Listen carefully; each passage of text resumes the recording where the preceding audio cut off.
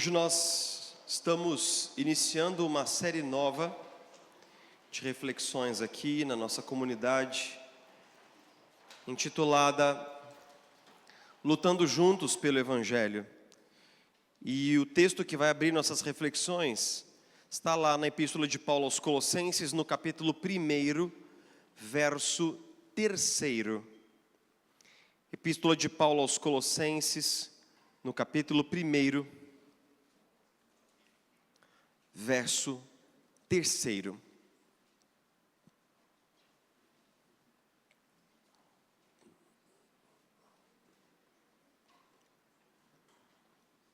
Colossenses 1:3, nós lemos assim: Sempre agradecemos a Deus, o Pai de nosso Senhor Jesus Cristo, quando oramos por vocês, pois temos ouvido falar da fé que vocês têm em Cristo Jesus e do amor que têm por todos os santos, por causa da esperança que lhes está reservada nos céus, a respeito da qual vocês ouviram por meio da palavra da verdade, o Evangelho que chegou até vocês.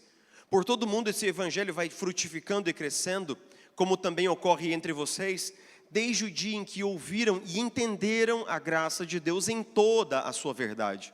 Vocês o aprenderam de Epáfras, nosso amado cooperador, fiel ministro de Cristo para conosco, que também nos falou do amor que vocês têm no Espírito.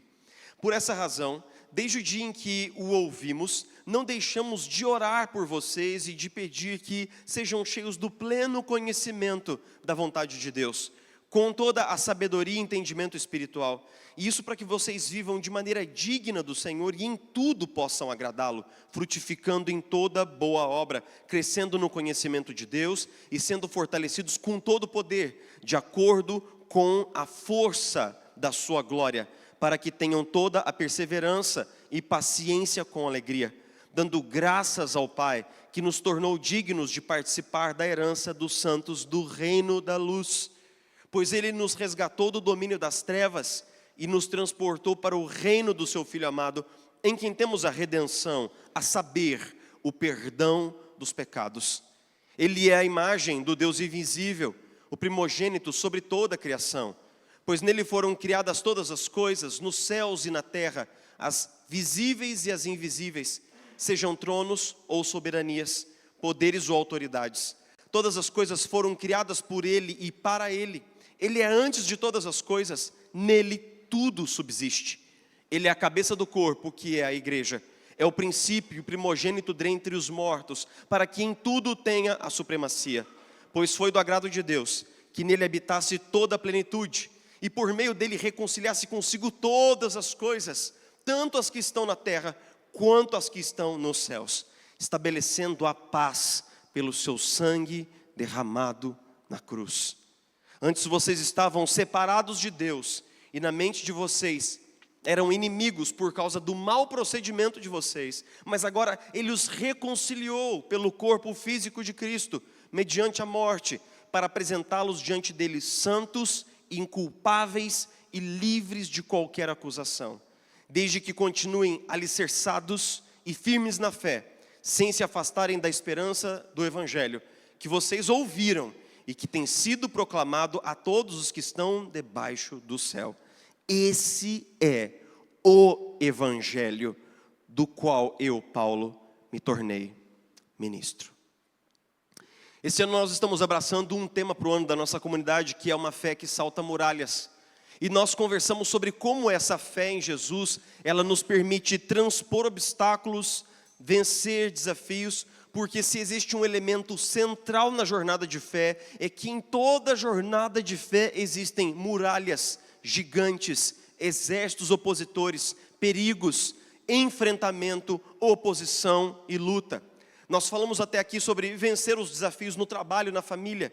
Nós falamos sobre como o Evangelho nos capacita a mantermos a nossa fidelidade, mesmo quando passamos pelo vale do sofrimento.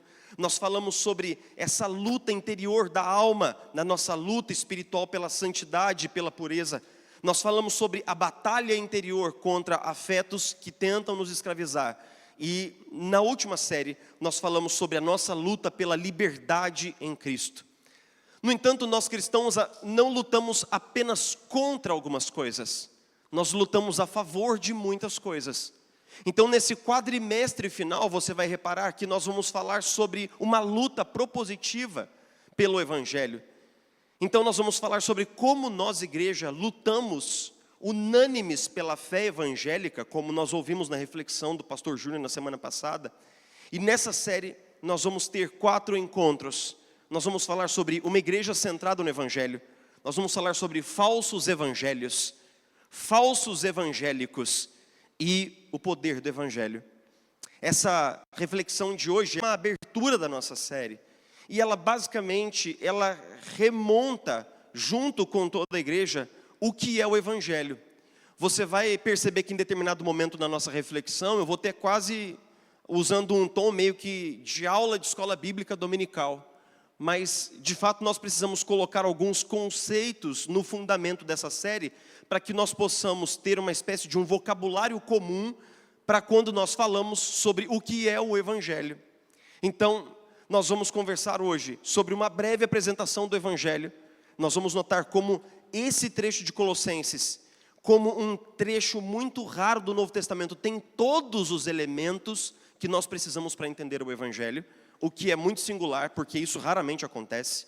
Nós vamos depois falar sobre 3 coisas. O Evangelho pode ser esquecido, o Evangelho deve ser lembrado, o Evangelho deve ser o centro. O Evangelho pode ser esquecido, o Evangelho deve ser lembrado, o Evangelho deve ser o centro. No início da sua epístola aos Colossenses, que é uma das epístolas da prisão, Paulo escrevendo para uma igreja que ele não plantou, mas que foi plantada por Epáfras, um dos seus amigos e colaboradores, Paulo diz assim que esses cristãos que estão reunidos na cidade de Colossos, eles ouviram a palavra da verdade, o Evangelho. Depois ele diz que esse Evangelho está sendo pregado em todas aquelas cercanias. No final desse trecho, no versículo 23, ele diz assim, que esses irmãos têm que permanecer no Evangelho, e ele diz assim, no final do versículo 23, esse é o Evangelho do qual eu, Paulo, me tornei ministro. Dá a impressão que Paulo acabou de expor, basicamente, o Evangelho que ele pregava em modo padrão. Então vamos dar uma olhada, em primeiro lugar, no nosso papo de hoje, no o que é o Evangelho. O Evangelho é uma palavra grega, é uma junção de 2 palavras gregas que são bom e mensagem ou notícia. Então é uma boa notícia, é uma boa mensagem. Ele é um termo que acontecia nos tempos imemoriais, antes de ser usado no Novo Testamento, como notícias do campo de batalha. Quando um mensageiro, ele trazia para aquela cidade vitoriosa a notícia de que aquela cidade havia ganho e vencido a batalha, era um evangelion. Era uma boa notícia, era uma boa nova. Mas os autores do Novo Testamento, eles pegaram esse termo para significar 2 coisas. Em primeiro lugar, as narrativas dos evangelhos. Então, quando nós falamos assim, o Evangelho de Marcos, o Evangelho de Mateus, nós estamos falando desses livros que contam o ministério e a vida de Jesus. Mas numa segunda grandeza, Evangelho é utilizado pelos autores do Novo Testamento, em especial pelos apóstolos, para significar a mensagem essencial a respeito de Cristo. De tudo o que eles pregavam, havia um conjunto muito pequeno e restrito de doutrinas que era um núcleo, a essência, a essência da fé cristã. Então, quando nós olhamos para Paulo falando assim para os Coríntios, capítulo 2, porque eu decidi nada saber entre vocês, a não ser o Evangelho. O que é isso? O que tem? Quais são os elementos que tem nesse núcleo do Evangelho? Nós vamos descobrir o seguinte, nos versículos 15 e 16, que é basicamente um hino a respeito de Jesus, Paulo nos lembra que nós fomos criados por Deus, a sua imagem e semelhança, para um relacionamento pessoal com Ele. Esse é o primeiro ponto. Nós fomos criados por Deus, para Deus, muito obrigado, De Ângeles, para um relacionamento pessoal com Ele. A segunda coisa que nós aprendemos está no versículo 21, que nós estamos separados de Deus por causa do nosso pecado. Então nós fomos criados por Deus para um relacionamento pessoal com Ele, nós demos as costas a esse Deus e fomos separados dele, nosso relacionamento com ele foi rompido e quebrado por causa do pecado. Mas, na sequência do texto, Paulo diz, por exemplo, no versículo 22, que nós fomos reconciliados com Deus pela morte física de Jesus na cruz a nosso favor. Então Deus nos criou para ele, nós demos as costas para Deus, mas Deus criou um plano para, por meio de Jesus, nos levar de volta para casa, em Cristo. Depois Paulo continua nos lembrando que nós temos que ter fé e arrependimento dos pecados e fé salvífica em Jesus, quando ele fala assim: vocês precisam continuar alicerçados e firmes na fé. Ou seja, nós fomos criados, nós caímos da nossa condição, Jesus foi enviado, nós cremos em Jesus, e então Paulo finalmente fala sobre a esperança da redenção de todas as coisas, quando ele diz que Jesus, no versículo 18, é o primogênito dentre os mortos, ou seja, assim como Jesus foi ressurreto, todos nós seremos ressurretos com ele. Quando alguém pergunta para você assim, qual é a sua religião? Um amigo budista, de um outro credo, de uma outra crença, você diz assim, eu sou evangélico. Legal. E por que você é evangélico? Porque nós cremos digamos a uma só voz, nós cremos no Evangelho. Aí ele diz assim, legal, e o que é o Evangelho? Nos nossos encontros de discipulado tem um momento do Bible Maps, em que nós fazemos uma sketch, que é a seguinte. Imagine que você está caminhando aqui pelas ruas do Aquários, e um cara está atualizando o feed do Instagram no meio da rua, caminhando e olhando para o celular. E de repente ele é abruptamente atropelado por um carro, jogado para cima e cai, chocando-se contra o asfalto aqui do nosso bairro. Então você que é cristão e que está perto, chega próximo dele assim, e eu peço para que tudo isso seja encenado no PG, porque é para dar uma maior comoção, entendeu? Quem já passou aqui já sabe do que eu estou falando. E então eu peço para um líder, uma pessoa do PG, se estatelar no chão, e eu dou uma missão para uma outra pessoa, que é o seguinte: esse cara está agora com uma hemorragia interna, e em mais ou menos 2 minutos ele vai perder a consciência, ele vai apagar, e ele não vai voltar, ele vai morrer ali. Você tem 2 minutos para apresentar o Evangelho para essa pessoa. Eu vou clicar no relógio e você tem 120 segundos para explicar o Evangelho. Aí geralmente eu separo alguém, né? A pessoa fala, então tá bom. Aí ele vai lá e tal. Aí eu falo assim, já! E boto o relógio para correr. O que nós percebemos todas as vezes que nós fazemos esse exercício? Que nós mesmos não sabemos com certeza e clareza o que são os elementos centrais do Evangelho.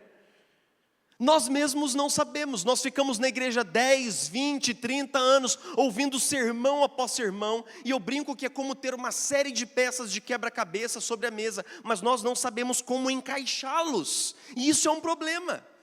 Pedro diz que nós temos que estar prontos para dar a razão da nossa fé.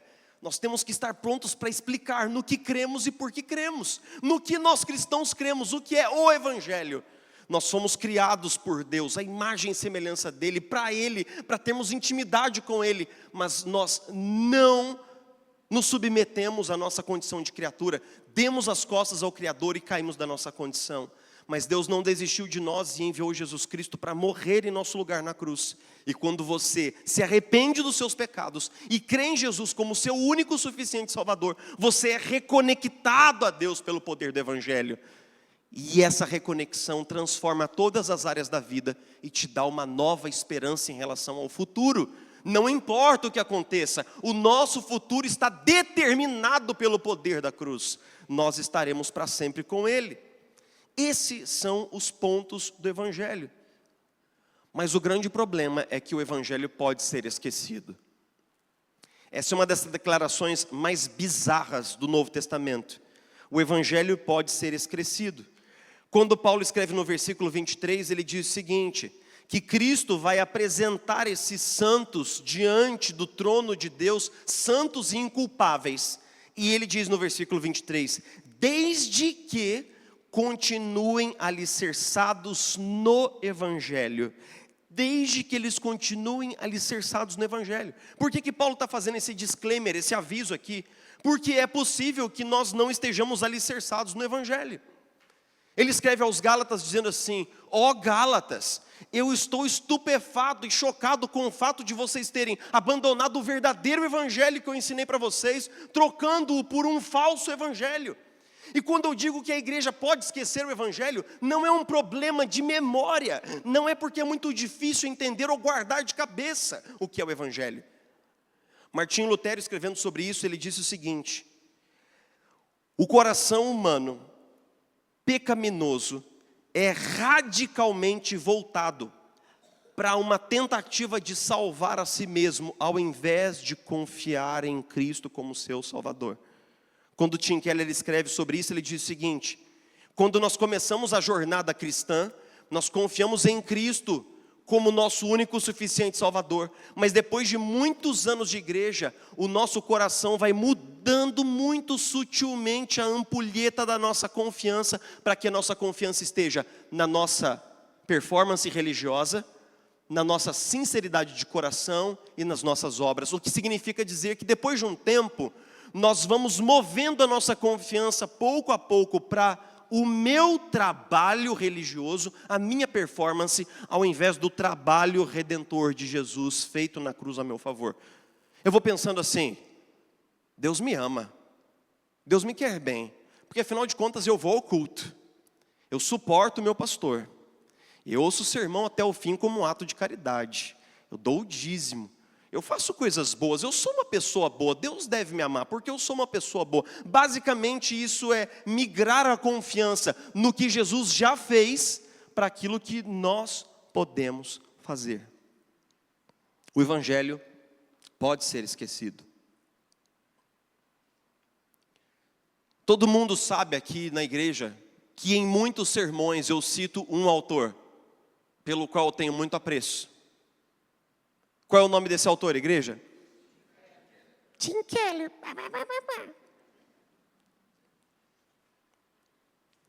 Eu tive contato com a obra do Tim Keller pela primeira vez em 2007, quando eu estava no seminário, terceiro ano de seminário. E foi colocado um DVD e tinha um cara altão assim, careca, pregando um sermão sobre o filho pródigo. E o sermão todo ele me pareceu tão óbvio, cara. Era sobre uma salvação pela graça, era sobre o poder do Evangelho. E aí, só que assim, o Tim Keller na época, ele estava já com uns 30 anos de ministério e agora ele estava começando a se tornar conhecido, porque ele havia plantado uma igreja em Nova York. Esse cara, doutor em teologia, falando com grande paixão sobre o Evangelho. E aí, eu falei, cara, eu vou começar a ler uns livros desse cara para ver o que rola. E aí, em 2009, eu lembro exatamente, era o final do ano, foi o meu primeiro ano que eu trabalhei como um pastor ordenado, de fato, né? Eu estava me preparando para casar, estava fazendo uma poupança de casamento, ajudando a minha família, e naquele ano eu estava profundamente sobrecarregado financeiramente. Estava assim, cara, chegando no final do ano, eu tinha me programado para fazer uma poupança para o casamento e não tinha conseguido. E agora eu estava totalmente ansioso e preocupado com uma perspectiva negativa do futuro, dizendo para mim mesmo, eu não vou dar conta de juntar dinheiro para o casamento, eu não vou conseguir sustentar a Isabela, eu não vou conseguir isso, falta dinheiro para aquilo, preocupado e pensando o tempo todo sobre dinheiro, e sobre dinheiro, e sobre dinheiro. E então eu fui lavar o meu carro num posto, lá em Tamonte, no final das férias. E tinha no carro um livro chamado Falsos Deuses, do Tim Keller. E aí eu fui ler um capítulo que falava sobre a idolatria do dinheiro. Eu falava, essa leitura vai ser fácil, vai ser tranquila, vai ser sossegado. E basicamente o que ele diz naquele capítulo? Que quando nós confiamos no dinheiro para ser o nosso cuidador, e quando o nosso coração migra a confiança de Deus para o dinheiro, isso é um ato de idolatria, mas é algo mais profundo do que isso. É uma falta de confiança no Evangelho. Porque se Deus pegou a sua maior riqueza, que é o seu Filho unigênito, e o matou na cruz, para que eu fosse perdoado dos meus pecados, então isso que significa que eu fui enriquecido em Jesus, e que esse Deus que está cuidando de prover para a minha eternidade, Ele absolutamente pode prover para mim agora. O que é que eu descobri lendo aquele livro? Que aquele evangelho que eu sabia aqui apenas nessa grande cabeça, ele não estava operando no meu coração. Ele não estava gerando a confiança, o descanso em Deus que deveria, porque eu estava esquecendo o evangelho. Eu estava perdendo o evangelho. O evangelho não é apenas aquela porta de entrada para o batismo e para a profissão de fé. Ele é o fundamento de toda a vida cristã. Ele deve transformar todas as áreas da vida, as finanças, o casamento, a criação de filhos, a vida sexual, o trabalho, tudo deve ser transformado pelo poder do evangelho. Mas nós muitas vezes esquecemos o evangelho e nós precisamos ser lembrados do evangelho. Nós precisamos ser relembrados. Antes de seguir para o final, eu quero dizer o seguinte: nós podemos esquecer o evangelho pessoalmente, nós podemos esquecê-lo corporativamente também. Eu e minha esposa visitamos provavelmente mais de centenas de igrejas na Europa nas viagens que nós estivemos lá. E qual é a minha grande crise ao entrar naqueles templos? Nós vemos tantos adereços, tantas pinturas, tantas estátuas, tantas coisas belas. Nós vemos tantas obras de grandes pintores, nós vemos tanto ouro, tanta prata, tanta riqueza, que Jesus é um mero adereço esquecido num canto, ele é um coadjuvante. Ele é, fala assim, é verdade, a gente é cristão, a gente tem que colocar Jesus em algum cantinho, vamos colocar ele em cima daquele móvel ali, que ali ele não aparece muito, mas fica ali. Qual o problema?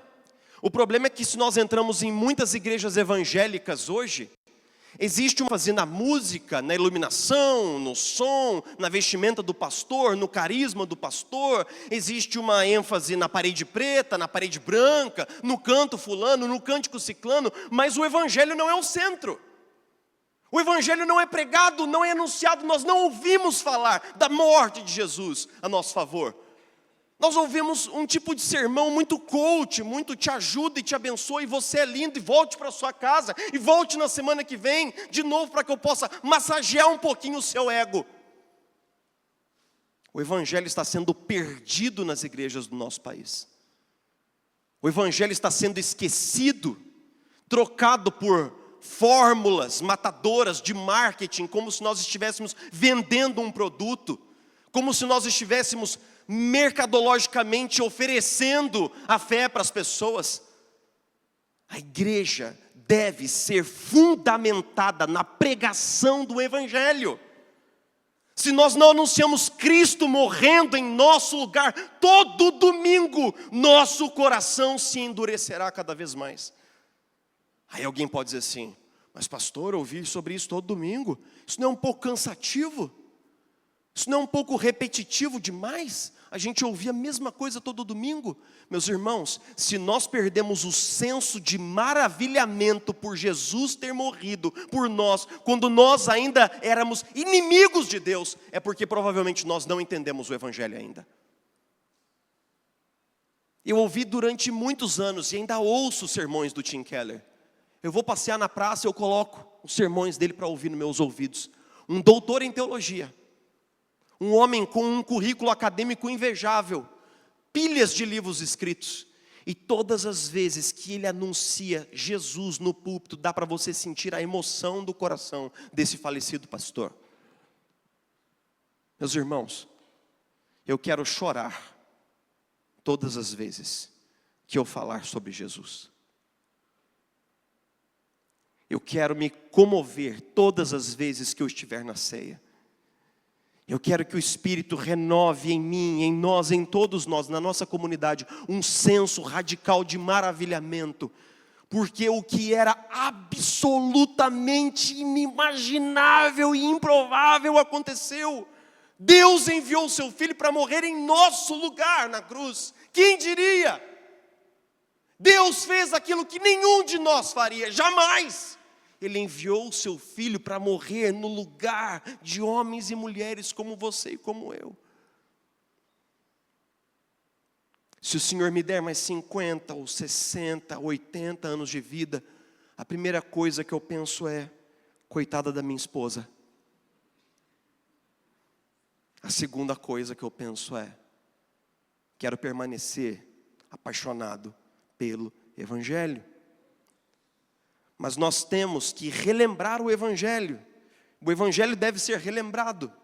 Justamente porque ele pode ser esquecido, ele deve ser relembrado. Paulo diz assim: continuem alicerçados e firmes no Evangelho.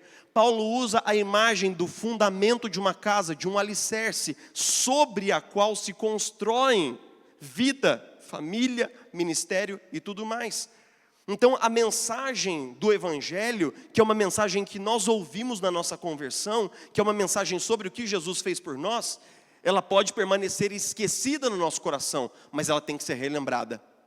Richard Baxter e John Owen, dois grandes teólogos puritanos, eles dizem que nós temos que pregar o Evangelho ao nosso próprio coração, que era uma prática muito comum entre os próprios puritanos, que é relembrar o meu próprio coração do Evangelho. Então nós temos que relembrar o nosso coração do Evangelho pessoalmente e corporativamente. Pessoalmente nós fazemos isso atrelando a nossa vida na rotina do devocional diário. Todos os dias nós separamos um tempo para meditar na Bíblia e pensamos: todas essas promessas que estão sendo feitas só podem ser realidade na minha vida porque Jesus já morreu no meu lugar para me reconectar com Deus. Mas em segundo lugar, nós precisamos fazer isso corporativamente. E como nós fazemos isso corporativamente? O Evangelho tem que estar no púlpito, ele tem que ser pregado. Se você já reparou, todos os nossos sermões aqui na igreja, eles vão para o mesmo lugar. Nos últimos minutos vocês vão ouvir falar sobre Jesus, é líquido e certo. Se você já foi no PG, você sabe que vem um roteiro escrito e que tem uma conclusão cristológica, aonde nós nos lembramos que tudo aquilo que nós conversamos enquanto PG só é possível por causa de Jesus. Se você já esteve aqui na ceia, nos sacramentos, nós nos lembramos da riqueza do Evangelho quando nós oficiamos os sacramentos. Se você já passou pelo Bible Maps, que é o nosso material de discipulado aqui, você sabe que do encontro 3 até o encontro 12, nós exploramos basicamente o Evangelho. Tudo o que nós fazemos tem que relembrar o Evangelho. E por fim, esse Evangelho relembrado tem que ser o centro. Paulo diz que ele, final do versículo 23, ele diz assim: esse é o Evangelho do qual eu, Paulo, me tornei ministro. O Evangelho. Se você dissesse assim: Paulo, o que você faz enquanto plantador de igreja, apóstolo e pregador? Ele poderia dizer que ele faz muitas coisas. Ele evangeliza pessoas, ele planta igrejas, ele faz tendas, ele poderia dar uma miríade de descrições de tarefas para você. Mas ele está dizendo aqui que ele é basicamente um ministro, um pregador do Evangelho. O Evangelho é o centro do ministério de Paulo. Ele diz aos coríntios que ele não quer pregar com persuasão humana, mas que ele quer anunciar o Evangelho. Ele basicamente defende aos gálatas a pureza do Evangelho. Paulo tinha um centro do seu ministério: o Evangelho. O Tim Keller, escrevendo sobre isso, ele diz que muitas vezes nós precisamos passar por tempos de renovação do Evangelho. Quando nós redescobrimos que esse Evangelho, uma vez crido lá no começo, ele precisa agora transformar a nossa vida. Mas como é que nós transformamos o Evangelho no centro de tudo o que nós fazemos como igreja? Nós fazemos tudo aquilo que eu acabei de mencionar. O Evangelho está no púlpito, está no PG, está no discipulado, está nos sacramentos. Mas nós também constantemente nos lembramos que nada do que nós fazemos aqui tem qualquer sentido, senão por Jesus Cristo. Porque a centralidade do Evangelho na pregação da igreja não é apenas um conceito, é uma pessoa, é a centralidade do próprio Cristo na igreja. Martinho Lutero, escrevendo sobre isso, diz o seguinte: Após escrever as 95 teses, Martinho Lutero se envolveu em uma série de disputas teológicas. E numa dessas disputas teológicas ele disse o seguinte: a marca certa pela qual a congregação cristã se reconhece é que ali o evangelho puro é pregado. Assim como a bandeira de um exército é sinal certo pelo qual se conhece qual espécie de senhor e exército tomou o campo, assim também o evangelho é o sinal certeiro pelo qual se conhece onde Cristo e o seu exército estão acampados. Igualmente, onde o evangelho está ausente e os ensinos humanos reinam, ali não vivem os cristãos, mas somente os pagãos, não importando quão numerosos sejam e quão retas e santas sejam as suas vidas. Ao longo da minha jornada pessoal,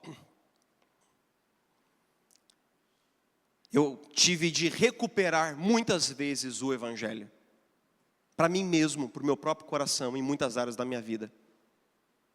Mas eu nunca vou me esquecer de um dia que uma moça, eu fui pastor de jovens em Itajubá um bom tempo, marcou um aconselhamento comigo.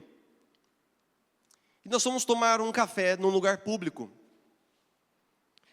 E nós nos sentamos e ela começou a falar que, tendo sido criada na igreja, desde a sua infância, ela passou por um período fora da igreja.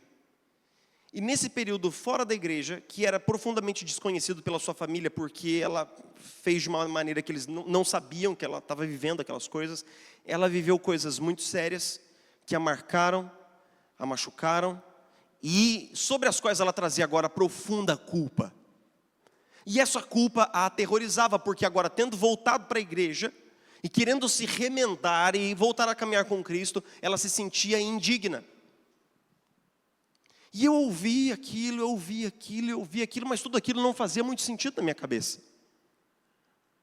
E ela falou sobre a culpa, e sobre o remorso, e ela falou sobre aquilo tudo.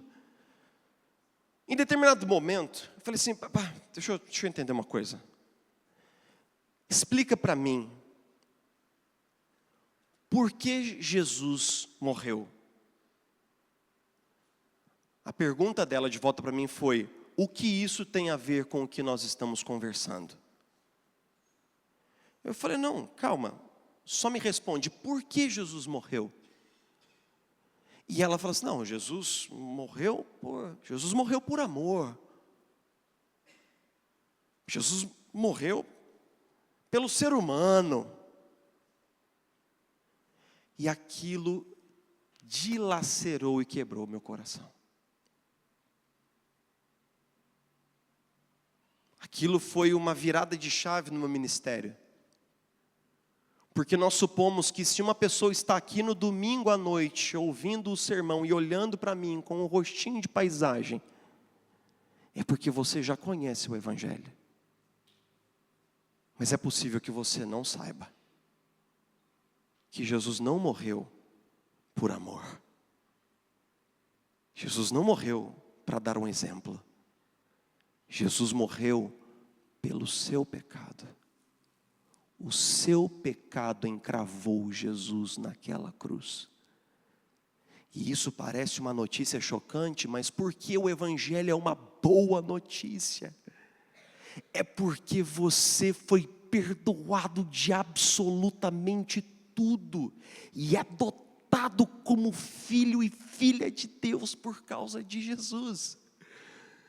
Se alguém dissesse para você assim num domingo de manhã na porta da sua casa: rapaz, acorda, eu tenho uma boa notícia para você.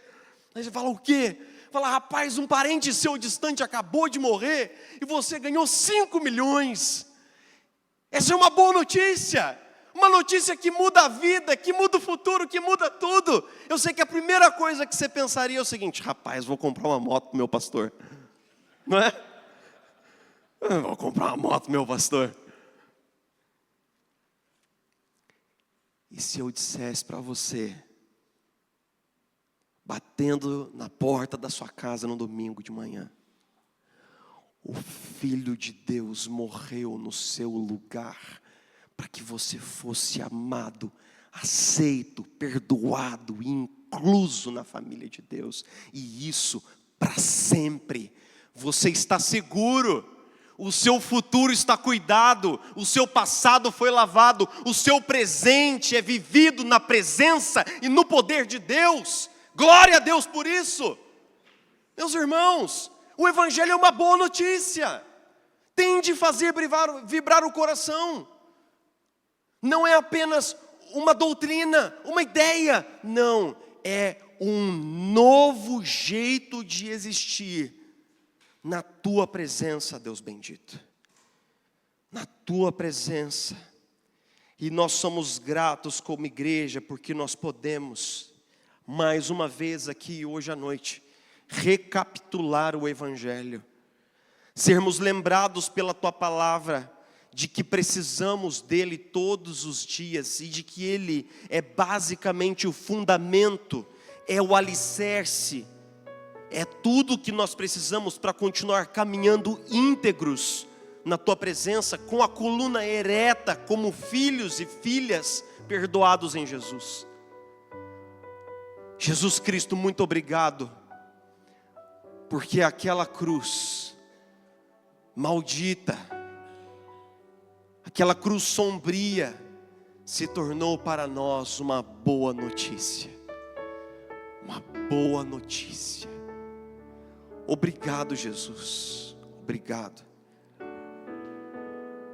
Se em algum momento da nossa jornada espiritual nós perdemos ou esquecemos-nos do Evangelho, Espírito Santo, aproxima de novo o nosso coração da cruz, e que de joelhos, diante da imagem do Redentor moído em nosso lugar, nós possamos, tanto comovidos pela gravidade do nosso pecado, quanto perplexos pela grandeza do teu maravilhoso amor, Senhor, nós possamos glorificar o seu nome, exaltá-lo. Senhor, mais uma vez, abre os nossos olhos para a beleza magnífica que há no Evangelho. Mais uma vez, conecta o nosso coração com a suficiência de Cristo por nós e em nós, e fazendo o Senhor ficar para trás toda a culpa e todo o medo, que nós possamos caminhar alicerçados, firmados e amadurecidos no seu maravilhoso amor revelado em nosso favor lá na cruz. Nos firma, Senhor. Nessa noite nós nos arrependemos como igreja evangélica brasileira, porque nós temos colocado tantas coisas no foco, temos colocado a ênfase em tantas coisas, e isso é só mais uma maneira, Senhor, de tirar o Senhor do centro e de nos colocarmos nele, como se a igreja fosse nossa, como se nós fôssemos o dono dela. Senhor, nos dá, Senhor, a pura, plena, cristalina percepção de que quando nós ajuntamos, nós queremos ouvir o Evangelho, nós queremos cantá-lo, nós queremos nos maravilhar com ele e redescobri-lo a cada vez que abrimos a Bíblia, a cada vez que oramos juntos. Nós queremos, Senhor, sermos impactados de novo e de novo por Jesus Cristo, morto, mas agora ressurreto em glória, à destra de Deus Pai. Nós te louvamos, Jesus, te exaltamos. Ser o centro da nossa comunidade, ser o centro de tudo o que fazemos, e faz com que o nosso coração se deleite em Ti, encontre prazer em Ti, alegria em Ti, todos os dias. Nos maravilha, Senhor, nos maravilha com Sua santa presença entre nós. Nós oramos em nome de Jesus, em nome de Jesus, amém.